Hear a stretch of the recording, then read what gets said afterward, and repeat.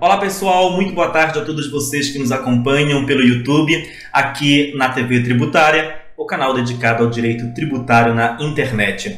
Hoje eu tenho a alegria de receber em nosso canal a doutora Renata Ribeiro, ela que é mestre em Direito Ambiental pela Universidade de Coimbra, é professora universitária e advogada. Renata, minha amiga, muito obrigado pela sua presença aqui em nosso canal, seja muito bem-vinda. Obrigada, muito obrigada pelo convite. Pessoal, a doutora Renata, como disse, é advogada na área do direito ambiental e nós vamos aqui nessa conversa tentar estabelecer uma conexão entre a área de atuação dela e a nossa, que todos vocês sabem, é a área do direito tributário. Renata, a nossa Constituição ela tem uma preocupação muito grande com a questão tributária, uma preocupação que veio de maneira expressa no texto constitucional, através de um capítulo dedicado exclusivamente ao direito tributário. De igual forma, a Constituição se preocupou também com a questão ambiental, ao elevar o direito ao meio ambiente ecologicamente equilibrado à condição de direito fundamental. É possível, na sua visão, estabelecer uma conexão entre o direito tributário e o direito ambiental? Sim, com certeza. A nossa Constituição Federal, ela foi pioneira em trazer o direito ambiental, na verdade, o direito ao meio ambiente ecologicamente equilibrado, ao status de direito fundamental. Na época, em 1988, isso foi realmente algo inovador. E necessariamente, e na verdade diferentemente do capítulo do direito tributário, o direito ambiental ele não veio de forma tão criteriosa em alguns pontos. A nossa Constituição trouxe muitos conceitos amplos ou vagos um pouco demais, E na efetividade desse direito, até hoje nós temos muitas complicações por falta de critérios ou falta de uma amarra melhor. Então, nesse cenário, o direito tributário ele vem trazer uma contribuição muito grande para a efetividade do direito ambiental, justamente trazendo instrumentos de extrafiscais, geralmente, que venham atender ao cumprimento dessas normas, porque as próprias normas ambientais, elas algumas vezes ou diversas vezes não trazem um mecanismo, digamos, um caminho claro para atingir essa finalidade. Algum país se valeu do seu ordenamento por meio do direito tributário para alcançar benefícios ambientais? Por exemplo, algum tipo de isenção, algum tipo de benefício tributário para aquelas empresas que trabalham com energia limpa? Sim. Na verdade, isso é uma tendência mesmo internacional, da utilização de instrumentos fiscais ou tributários, no caso, para atingir essa finalidade. Por quê? Porque necessariamente a utilização de energia limpa traz novas tecnologias, E essas novas tecnologias, elas são mais caras do que as tradicionais. Então, necessariamente, há um gasto, há um investimento maior no estudo e pesquisa para que se alcance essas novas modalidades de fontes de energia limpa. Então, por conta disso, para que elas se tornem competitivas, é essencial que os instrumentos tributários venham trazer espécies de isenção, financiamentos, através de alguns convênios, isso seja uma realidade para que a gente atinja, no fim das contas, a utilização em massa, porque a gente precisa de um nível satisfatório e das energias limpas. Então, assim, internacionalmente isso é algo plenamente utilizado. No Brasil também nós já temos incentivos fiscais nesse sentido, ainda não tão expressivos quanto alguns países como China ou Estados Unidos, mas temos. E é uma medida essencial para que as energias limpas consigam atuar no mercado, estar no mercado de forma competitiva e conseguir alterar o modelo da utilização tradicional e mais degradante para essa medida mais sustentável. O ICMS ecológico é um tema que sobre o qual muitas pessoas têm falado, os alunos têm procurado pesquisar na universidade sobre o tema. É uma novidade interessante, os ambientalistas, quer dizer, as pessoas que trabalham com direito ambiental se interessam muito por ele. Eu queria que você explicasse essencialmente o que é o ICMS ecológico.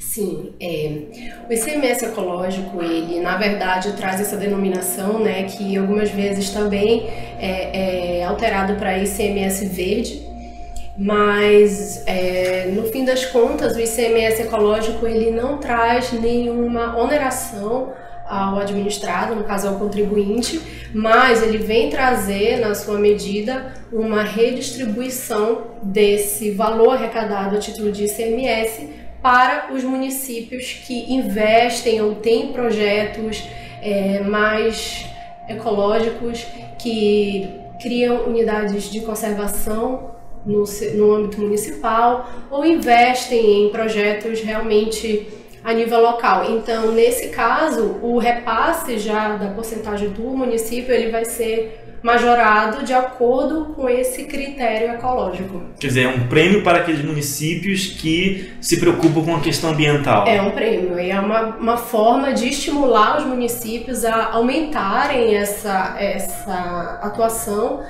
protegerem internamente, criarem medidas mais ambientais, né, ecológicas no caso, ambientais mais protetivas, e vão ter essa compensação, esse incentivo do Estado.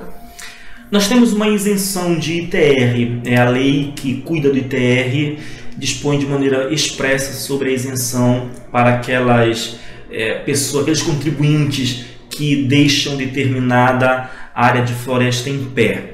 Esta isenção, ela é interessante para o contribuinte, ela pode ser insatisfatória na medida em que para ele pode ser mais interessante economicamente explorar a sua área. O que você acha dessa isenção? Bom, eu acho que é uma isenção válida, né? Porém, o que acontece?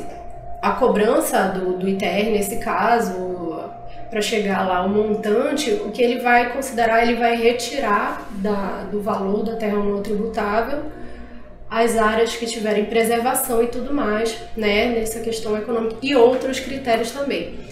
Porém, analisando assim de uma forma um pouco genérica, porque cada caso vai ser um caso, vai trazer uma especificidade, eu creio que não é o incentivo, a depender também da atividade econômica que vai ser empreendida ali no local, talvez o incentivo de ter a isenção fiscal pela manutenção da cobertura florestal não também seja equiparável ao investimento econômico, ao proveito econômico da área.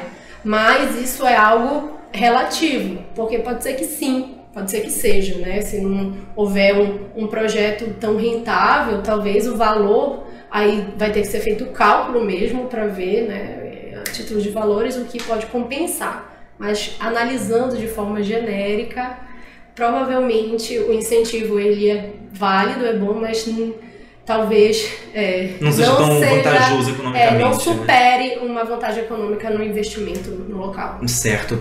Renata, nas nossas duas áreas de atuação, tanto na seara da advocacia ambiental quanto na seara da advocacia tributária, nós enfrentamos uma série de dificuldades. Nós temos dificuldades no âmbito de uma administração que é incompetente, é ineficiente, muitas vezes é corrupta. Nós temos dificuldades no âmbito de uma justiça que é lenta. Nós temos dificuldades que começam até na universidade com uma formação pífia que é dispensada aos alunos. Quais são as dificuldades que você enxerga na advocacia ambiental, na vivência cotidiana da militância na advocacia ambiental? Bom, são diversas, né? Enfim, a advocacia em si já traz diversos impasses, como a morosidade da justiça, e isso acaba que é o mesmo para a área ambiental como as demais.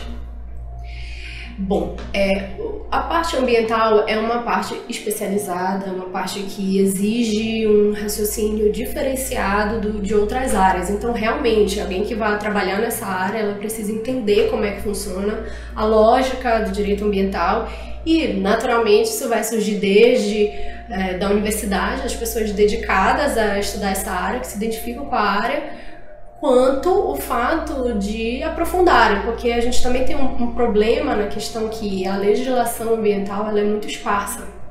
A gente não tem um código ambiental, né? Então isso dificulta, porque às vezes é até complicado você identificar a legislação, digamos, específica para cada caso. Você vai ter a questão do ITR, a questão digamos, enfim, a questão da energia, né? A gente vai ter que procurar as normas da ANEEL, ou, enfim, acaba que é bem setorizado, bem segregada a legislação ambiental, e isso dificulta um pouco na atuação. Você tem que estar bem ligada, né, em todas essas nuances. E na prática, o que acontece também que dificulta a militância em especial na parte administrativa, o abuso de poder, né? A gente sabe que a administração pública ela deve realmente atuar para coibir as práticas ilegais ou erradas contra o meio ambiente, mas em algum momento ela abusa, né? E como eu falei no início, essa ausência de alguns critérios na atuação ambiental acaba gerando como um pano de fundo a questão protecionista, né? Vamos proteger. Isso não está errado, isso realmente deve acontecer, porém, em alguns momentos a gente precisa assegurar alguns direitos, como direitos de defesa, direitos de contraditório, e que algumas vezes isso não é respeitado, né? E acaba que nesse início, nessa fase administrativa, é muito complicado na prática por conta dessa presunção de culpabilidade cedo demais, a falta de utilização de algumas previsões como advertência, que poderia facilitar, quando na prática, né, já pula diretamente para o auto de infração, que já é um procedimento diferenciado na administração e tudo. Então, assim, não generalizando, mas trazendo alguns pontos, digamos, mais dificultosos na prática, seriam esses. Entendi. O demais acaba sendo as dificuldades normais de advocacia mesmo. Entendi. Posso fazer mais uma pergunta? Sim. Então, como no direito tributário, nós temos ali a figura do Estado querendo arrecadar para cumprir as suas funções, né? Cumprir as suas tarefas que a própria Constituição determina. De outro lado, nós temos o contribuinte, né, que tem o dever de pagar os tributos, mas tem direitos fundamentais garantidos pela própria Constituição. Hoje nós vemos que a fazenda ela é mais protegida, ela tem mais garantias do que o contribuinte. Uhum. No direito ambiental, eu consigo visualizar um conflito aparente, pelo menos, entre o direito ao meio ambiente ecologicamente equilibrado e o direito de todo cidadão de empreender, de desenvolver uma atividade econômica. Você consegue me dizer se hoje o direito ao empreendimento, ao desenvolvimento de uma atividade econômica, ele está sendo menos privilegiado do que o direito ao meio ambiente ecologicamente equilibrado ou não? Eu creio que não, honestamente. Por mais que nós vejamos atualmente muita legislação, muitos atos na prática em prol do meio ambiente, a gente ainda não consegue dizer que a livre iniciativa ela está num patamar, digamos, inferior à proteção ambiental, né? Ainda não podemos dizer isso. A verdade é que a livre iniciativa ainda tem superado as normas que determinam algum tipo de proteção, algum tipo de critérios. Elas ainda não são atendidas em prol do desenvolvimento econômico, em prol da livre iniciativa, né? Então, assim, a questão do meio ambiente ecologicamente equilibrado, né, ela é levada ao status de direito fundamental, justamente se equiparando ao direito à vida, né, em muitos momentos. Porém, o direito ambiental é um direito difuso Então, nem sempre a gente consegue visualizar, diferentemente do direito tributário, é muito amarrado, né, o conceito, mas no ambiental não é. Então, como é um direito difuso, é muito difícil às vezes você enxergar que aquilo realmente pode ser prejudicial ao meio ambiente, porém a gente está numa situação econômica, uma crise econômica, a gente precisa investir, precisa abrir para isso, porém o meio ambiente, pesquisas apontam, estudos apontam já desequilíbrio ambiental em algum ponto, porém nós não enxergamos isso. Então, por conta dessa natureza difusa do bem jurídico que é o meio ambiente ecologicamente equilibrado, ele ainda não, atualmente, pelo menos, enfim, a nível aqui de Brasil, a nível de maioria dos países, a gente ainda não consegue dizer que esse direito superou o direito à livre iniciativa, a proteção à livre iniciativa e desenvolvimento econômico. Ainda não posso dizer isso. Você é professora, né? Então me diz, o prazer de ser professora é diferente do prazer de ser advogada? Com certeza. Assim, não seria uma diferença de satisfação, né? São satisfações diferentes, são experiências diferentes. Então, cada uma tem a sua benesse, né? Mas são atividades muito satisfatórias e que se complementam com certeza. Renata, muito obrigado pela sua presença aqui em nosso canal, estou muito satisfeito. Pessoal, a doutora Renata trabalha aqui em Belém, a sua base é em Belém, mas ela atende a todo o estado do Pará, uma excelente advogada, uma referência realmente aqui em direito ambiental. Mais uma vez, Renata, muito obrigada. Obrigada, Domingos, muito obrigada pelas qualidades ditas, né? E obrigada pela oportunidade. Pessoal, nós nos vemos na próxima entrevista. Até mais.